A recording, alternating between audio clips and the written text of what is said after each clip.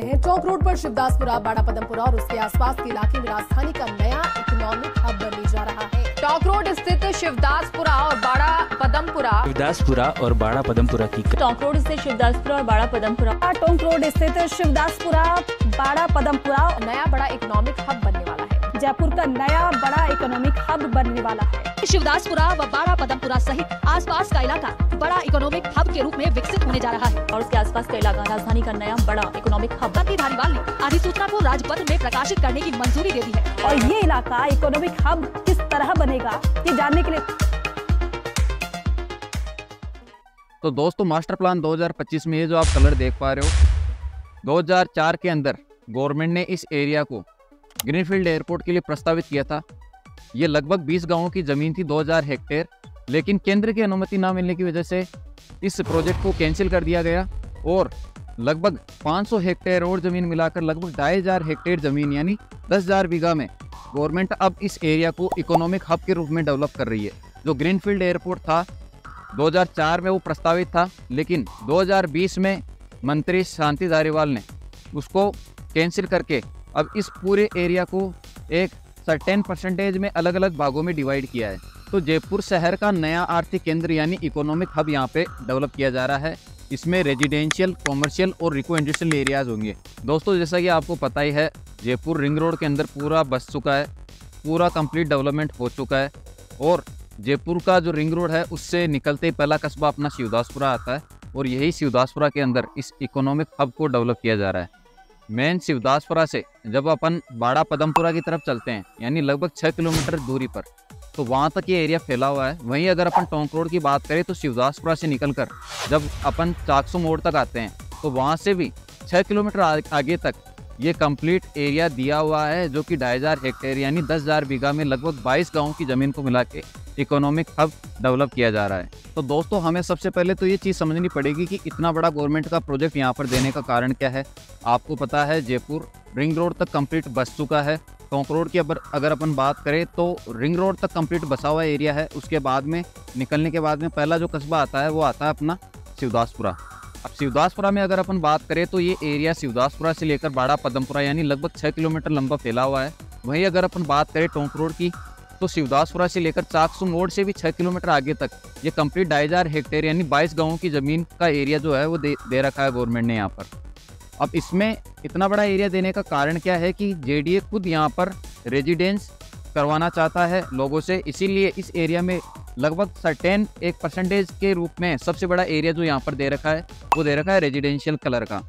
इसके अलावा अगर अपन बात करें तो यहाँ पर गवर्नमेंट खुद कॉमर्शियल मार्केट डेवलप कर रही है। कॉमर्शियल से रिलेटेड एक्टिविटी यहीं पर हो, यहाँ पर मार्केट, बसें, ज़रूरत की सभी चीज़ें यहाँ पर अपन को प्रोवाइड हो जाए, इसीलिए यहाँ पर कुछ सर्टेन परसेंटेज का जो एरिया दे रखा है वो यहाँ पर कॉमर्शियल बेल्ट का दे रखा है।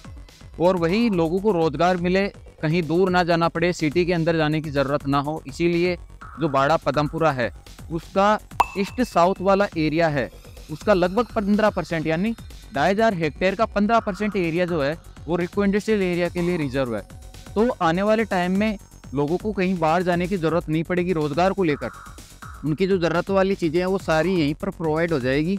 तो आने वाले टाइम में ये एरिया कंजस्टेड ना हो, अच्छा खासा रोड नेटवर्क हो यहाँ पर, उसी को ध्यान में रखते हुए गवर्नमेंट ने 10 से 12% एरिया, टोटल ज़मीन का 10 से 12% जो एरिया है वो सड़क नेटवर्क के लिए रिजर्व रखा है। तो अपन 1 बाय 1 इन चीज़ों को समझते हैं डिटेल में थोड़ा सा कि किस एरिया को कितना परसेंटेज यहाँ पर मिलने वाला है। और वही अगर आप यहाँ पर आसपास में मकान बनाने की सोच रहे हैं तो आपको आइडिया लग जाएगा उससे कि यहाँ आने वाले टाइम में आपको क्या ग्रोथ मिलेगी और इसके अलावा यहाँ पर किस हिसाब से आने वाले 2 से 3 साल के अंदर अंदर रेजिडेंस होने वाला है। तो जानते हैं इस वीडियो में सब कुछ हर बार की तरह शुरू से। तो दोस्तों अगर बात करें इस टॉपिक पर तो पहला जो पॉइंट है वो है रेजिडेंशियल का। टोटल ज़मीन का 1639 हेक्टेयर ज़मीन गवर्नमेंट ने आवासीय योजना के लिए रिजर्व रखी है। कहने का मतलब है कि 100% में से लगभग 65.87% गवर्नमेंट ने रेजिडेंशियल के लिए अप्रूव किया है। तो इस पॉइंट से आपको ये चीज़ समझनी चाहिए कि गवर्नमेंट इस एरिया में खुद बस आउट करना चाह रहा है।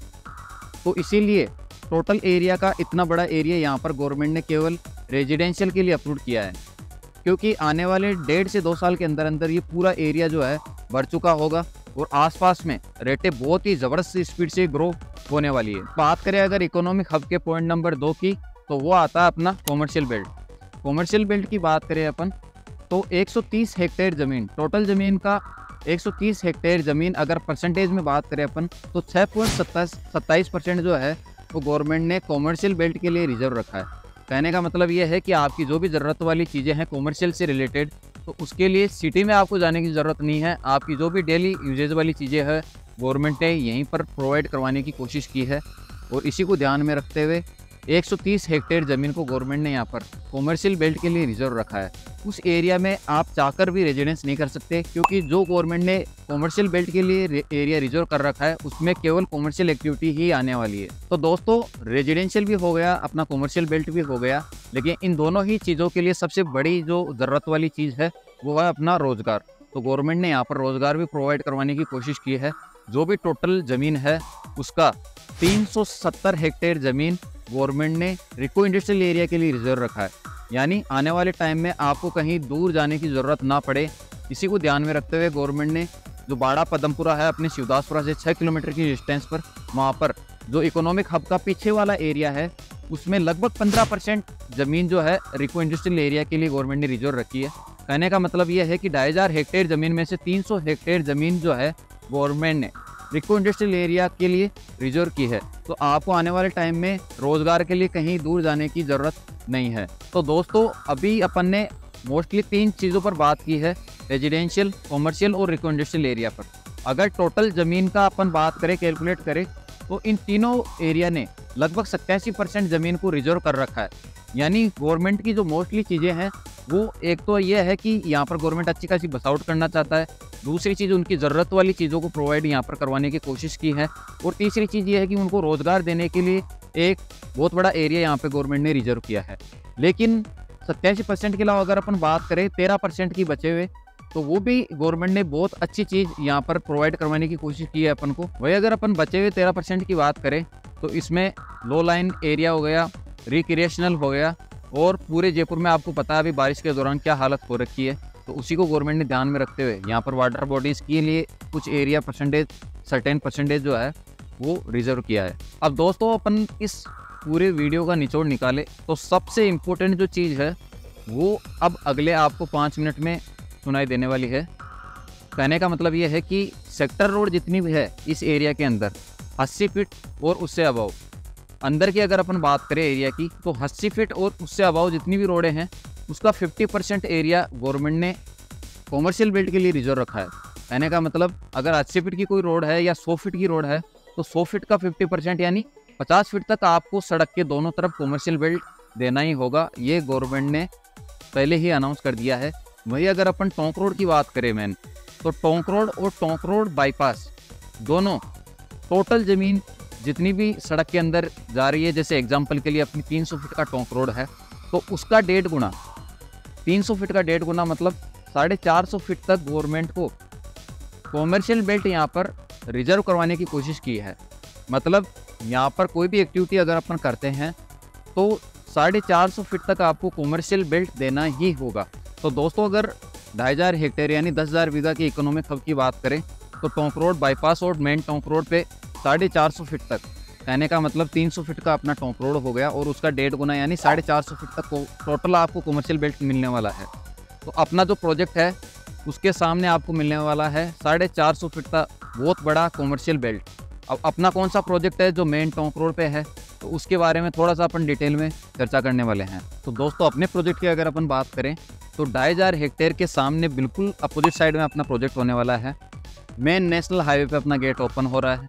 बहुत बड़ा प्रोजेक्ट है, बहुत लग्जरी एंट्री गेट है और मैं गारंटी दे रहा हूँ अपने अजमेरी गेट से लेकर टोंक तक आप कहीं भी चले जाओ इतना लग्जरी और इतना बड़ा एंट्री गेट आपको कहीं देखने को नहीं मिलेगा जो कि मेन टोंक रोड पे ओपन हो रहा है। वही अगर अपन बात करें प्रोजेक्ट के सामने मिलने वाला है आपको 450 फीट का बहुत बड़ा कॉमर्शियल मार्केट। इसके अलावा अगर अपन बात करें राइट साइड में तो आपको मिलेगा 2 किलोमीटर की डिस्टेंस पे भारतमाला परियोजना का 300 फीट का प्रस्तावित लिंक रोड। वही अगर बात करें अपन लेफ्ट साइड की तो वहाँ मिलेगा आपको दिग्गी मालपुरा को कनेक्ट करने वाला टोंक रोड से एक बहुत बड़ा 200 फीट का रोड, जिसका अभी गवर्नमेंट ने बजट पास कर दिया है। अपने प्रोजेक्ट से उसकी डिस्टेंस होने वाली है मात्र 800 मीटर की। वही अगर अपन बात करें प्रोजेक्ट के पीछे की तरफ, तो 1.5 किलोमीटर की डिस्टेंस पे मिलने वाला है आपको महल रोड, जो कि जगतपुरा, सीतापुरा और अपने जयपुर एयरपोर्ट के पीछे वाले एरिया को कनेक्ट करता है। तो इतनी बड़ी कनेक्टिविटी है, चारों तरफ गवर्नमेंट की इतनी सारी स्कीम है।